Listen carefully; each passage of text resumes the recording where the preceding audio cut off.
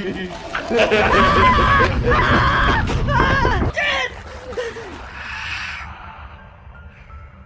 ChrisCat94. तो internet पर अपनी पॉपुलैरिटी को वापस पाने के लिए कोई किस हद तक जा सकता है? सिर्फ पॉपुलैरिटी के लिए क्या कोई अपनी लाइफ को भी खत्म डाल सकता है? ये हमें आज की इस कॉमेडी हॉरर कहानी में पता चलेगा।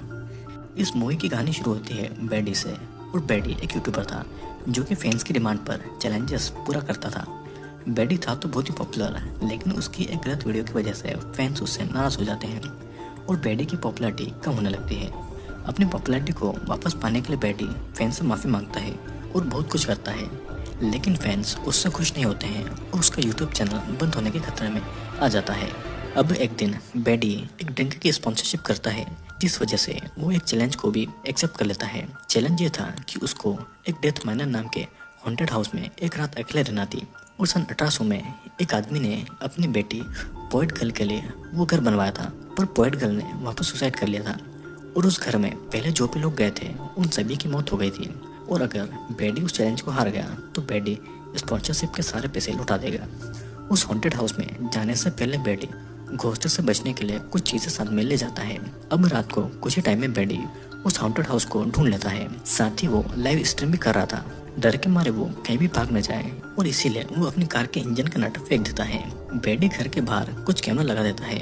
अब घर के अंदर जाकर डोर को बंद करके वो उसकी चाबी फ्लोर के नीचे फेंक देता है।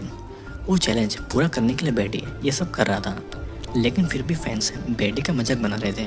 अब एक रूम में जाकर बैडी सारे रूम को दिखा रहा था कि साथ ही कौन से रूम में क्या क्या हॉन्टेड एक्टिविटी हुई है, वो सारी स्टोरीज भी बता रहा था। और फिर एक रूम में कैमरा लगाकर बैडी सीढ़ियों से ऊपर के उस रूम में जाता है जहाँ पर पोएट गर्ल ने सुसाइड किया था, और वहाँ भी वो एक कैमरा लगा देता है। बैडी फिर एक दूसरे रूम में जाता है और उस रूम को वो सेफ रूम कहता है, क्योंकि उस रूम में आज तक कुछ भी हॉन्टेड एक्टिविटी नहीं हुई थी। उस रूम में एक अलमारी थी और व्यूअर के कहने पर बैडी उस अलमारी को खोलकर देखता है जहाँ पर एक सिंबल था। बैडी उस रूम में अपना लैपटॉप खोलता है ताकि वहाँ पर लगा के कैमरा के व्यूज को वो देख पाए। बैडी फिर पोएट गर्ल की कहानी बताने लगता है। पोएट गर्ल जॉन नाम के एक लड़के से प्यार करती थी। दोनों एक साथ बोस्टन सिटी जाने वाले थे, लेकिन उससे पहले ही जॉन की मौत हो गई। जॉन के मरने के बाद पोएट गर्ल खुद भी मर गई और लोगों के मुताबिक पोएट गर्ल यहाँ पर लोगों को मारकर उनकी सोल को कलेक्ट करती है ताकि पोएट गर्ल को जो फैमिली नहीं मिली है वो उस फैमिली को बना पाए। मतलब कि इस घर में मरे हुए सभी लोगों की आत्मा यहीं पर फंसी हुई है। बैडी के व्यूअर बोर हो रहे थे, तो इसलिए बैडी पोएट गर्ल के रूम में जाकर उसकी आत्मा को बुलाने लगता है। तभी उसे कुछ आवाज़ सुनाई देती है, तो वापस उसे सेफ रूम में जाता है।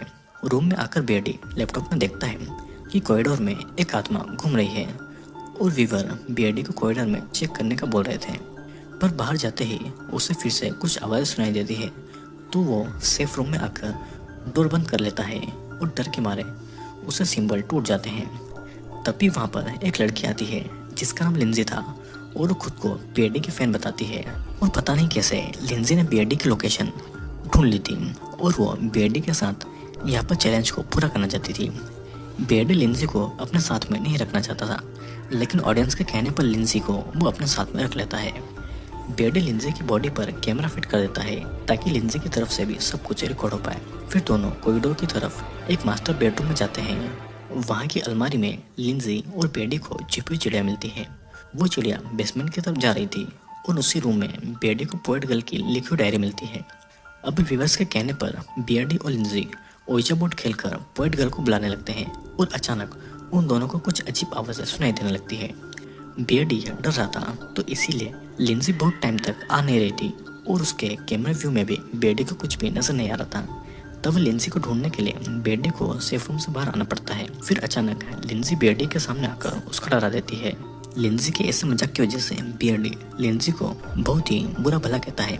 तभी लिंजी बैडी के गले पर बाइट करती है और अपनी जान बचाने के लिए लिंजी के गले पर बैडी एक लकड़ी के टुकड़े से हमला कर देता है, जिससे कि लिंजी वहीं पर गिर जाती है। अब सेफ रूम में वापस आने के बाद बैडी व्यूअर से पुलिस को कॉल करने के लिए कह रहा था और उसे लग रहा था कि उसने लिंजी को मार दिया है। फिर कुछ टाइम के बाद में कॉरिडोर में बैडी जाकर ये देखता है कि लिंजी वहाँ पर नहीं है और वहाँ पर बस खून पड़ा हुआ है और पास ही के रूम में उसे किसी के होने का एहसास हो रहा था, तो इसीलिए बैडी सेफ रूम वापस आ जाता है। रूम में आने के बाद में बेयरडी लैपटॉप में देखता है कि कॉरिडोर के पास ही पोएट गर्ल की डेड बॉडी लटकी हुई थी और अभी के लिए बेयरडी वहाँ से बाहर भी नहीं जा सकता था क्योंकि पोएट गर्ल की डेड बॉडी रास्ते में ही लटकी हुई थी। बेयरडी को लग रहा था कि वो इसी हॉन्टेड हाउस में मर जाएगा। तभी बेयरडी को एक ऑडियंस से पता चलता है कि वो सिंबल घोस्ट से ह्यूमन को प्रोटेक्ट करता है, तो इसीलिए उस रूम को सेफ कहा जाता है और उस सिंबल को बेयरडी ने खुद ही तोड़ दिया था, जिसे जानकर बेयरडी को बहुत ही गुस्सा आता है और मजबूरी में बेयरडी बाहर निकलने के लिए कॉरिडोर की तरफ जाने लगता है।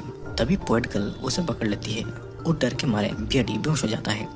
पोएट गर्ल बेयरडी के नाक में उंगली करके उसको जगा देती है और बेयरडी होश में आकर पोएट गर्ल को सीढ़ियों से नीचे धक्का दे रहा था और फिर बेयरडी अपने नाक से पोएट गर्ल का नाखून निकाल देता है। फिर वो मेन डोर के पास में आता है, लेकिन उस डोर की चाबी उसी ने फ्लोर के नीचे फेंक दी थी। बेयरडी चाबी ढूंढता है, लेकिन डोर की चाबी की जगह पोएट गर्ल के एक बॉक्स की चाबी उसे मिल जाती है। बेयरडी बॉक्स को खोलकर देखता है तो उसमें पोएट गर्ल की फोटो थी और उस फोटो से हमें पता चलता है कि वो पोएट गर्ल और कोई नहीं बल्कि लिंजी थी। उसी बॉक्स में बेयरडी को पोएट गर्ल की एक कटी हुई उंगली भी मिलती है और बेयरडी को वहाँ पर एक रस्सी भी मिलती है।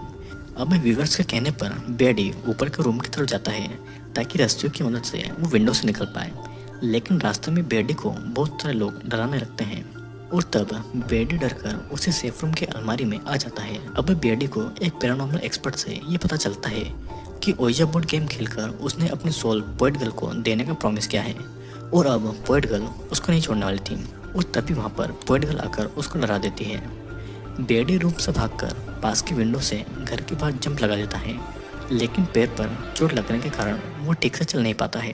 बेयरडी कार का नट ढूंढने में लग जाता है और उसको कार के नट मिल जाते हैं, लेकिन वहाँ पर एक भूत को देखकर बेयरडी डर के मारे वहाँ से भाग जाता है और तभी बेयरडी को एक पुलिस दिखती है।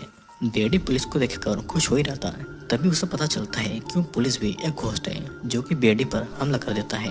अब किसी तरह बेयरडी कार के अंदर बैठ जाता है और बेयरडी अपना टैबलेट खोलता है। वहाँ पर एक ऑडियंस उसको एडवाइस देती है कि उसे एक प्रोटेक्शन बनाना होगा ताकि वो जिंदा बच जाए, लेकिन उसके लिए बेयरडी को पोएट गर्ल की कोई भी बॉडी पार्ट चाहिए होगी। अब उसी टाइम उस पुलिस का घोस्ट बेयरडी पर हमला करता है और बेयरडी एक टॉय गन से पुलिस के घोस्ट को मारता है, लेकिन तब तक बेयरडी का टैबलेट टूट चुका था और अब वो अपनी ऑडियंस के साथ में बातें भी नहीं कर पा रहा था, जिससे कि अब अकेला पड़ने की वजह से बेयरडी रोने लगता है।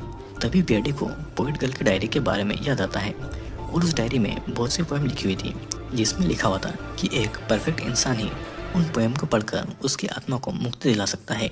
बेयरडी फिर एक रिचुअल करके उस पोएट गर्ल को मुक्ति दिलाने के बारे में सोचता है, क्योंकि पोएट गर्ल को मुक्ति मिलने पर बेयरडी जिंदा बच पाएगा। बेयरडी फिर से घर के अंदर जाता है और सेफ रूम में जाकर वो अपने लैपटॉप में देखता है कि वो अभी भी लाइव स्ट्रीम कर रहा है।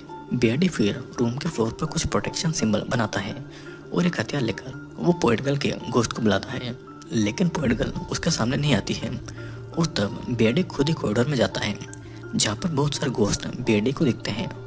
तभी वो पोएट गर्ल को देख के डर जाता है और बेयरडी फिर से सेफ रूम में छुप जाता है, लेकिन वहाँ पर बेयरडी पॉसेस्ड हो जाता है और कुछ ही समय में जब बेयरडी खो हो जाता है तो वो एक खून से भरे हुए बाथटब में था। बेयरडी बाथटब से निकलने की कोशिश करता है, लेकिन एक घोस्ट उसे निकलने नहीं दे रहा था। तब बेयरडी होली वाटर से भरा हुआ एक इंजेक्शन उस घोस्ट की आंख में मारता है और तब वो घोस्ट ब्लास्ट हो जाता है और बेयरडी बाथटब से निकल जाता है। अब अचानक से बेयरडी को पोएट गर्ल पकड़ लेती है। तब बेयरडी एक नाइफ से उस पोएट गर्ल के सर पर हमला करके सेफ रूम की तरफ आ जाता है, लेकिन वहाँ पर भी वो पोएट गर्ल उसे फॉलो करती है। बेयरडी अब एक चेयर पोएट गर्ल के सर पर मारता है और पोएट गर्ल बेहोश हो जाती है और तब बेयरडी पोएट गर्ल की बॉडी को उसी रिचुअल के सिंबल के बीच में ले आता है और उसे वहाँ पर बांध देता है। अब बेयरडी डायरी की पोएम्स को पढ़ता है, लेकिन पोएट गर्ल को उससे कुछ भी फर्क नहीं पड़ता है और वो बेयरडी पर हमला करती है। बेयरडी पोएट गर्ल को धक्का दे देता है, लेकिन जख्मी होने के कारण बेयरडी वहाँ से भाग नहीं पाता है। तभी बेयरडी को पोएट गर्ल की कटी हुई उंगली याद आती है, मतलब कि पोएट गर्ल को हेल में भेजने के लिए उसको भी अपनी उंगली काट कर रिचुअल में देना होगी। पोएट गर्ल के आने से पहले बेयरडी मंत्र पढ़कर अपनी उंगली काटकर रिचुअल में दे देता है और पोएट गर्ल हेल के अंदर चली जाती है। बेयरडी को ऐसा लग रहा था कि वो बच गया है, लेकिन हेल में पोएट गर्ल गई थी और पोएट गर्ल ने जिन घोस्ट को कैद किया था वे सभी घोस्ट अभी भी वहीं पर थे और वे सभी घोस्ट बेयरडी को मार डालते हैं और ये सब बेयरडी के लाइव स्ट्रीम पर चल रहा था। और इसी के साथ में ये मूवी यहीं पर एंड हो जाती है। दोस्तों इस मूवी में हमने देखा कि एक टाइम पर बेडी के पास में बहुत ही पॉपुलैरिटी थी, लेकिन एक गलती की वजह से फैंस उससे नाराज़ हो गए और बेडी की पॉपुलैरिटी ख़त्म हो गई। अपनी पॉपुलैरिटी के पीछे बेडी इतना ज़्यादा पागल हो गया था कि वो ऐसे हॉन्टेड हाउस में घुस गया जहाँ पर आज तक जो कोई भी गया वो कभी भी जिंदा वापस नहीं आया और इन द एंड बेडी भी मारा जाता है। अपनी ज़िंदगी से ज़्यादा इम्पोर्टेंट बेडी को अपनी कोई पॉपुलैरिटी लग रही थी और इस पागलपन ने बेडी की जान ले ली। तो दोस्तों मैं उम्मीद करता हूँ कि आपको ये वीडियो ज़रूर पसंद आएगा। अगर आपको मेरी मूवीज़ पसंद आती है और आप इन मूवीज़ को देखना चाहते हैं तो नीचे डिस्क्रिप्शन में जो लिंक है उससे आप मेरे टेलीग्राम को ज्वाइन कर सकते हैं। तो अब मैं आपसे मिलूंगा अगली वीडियो में।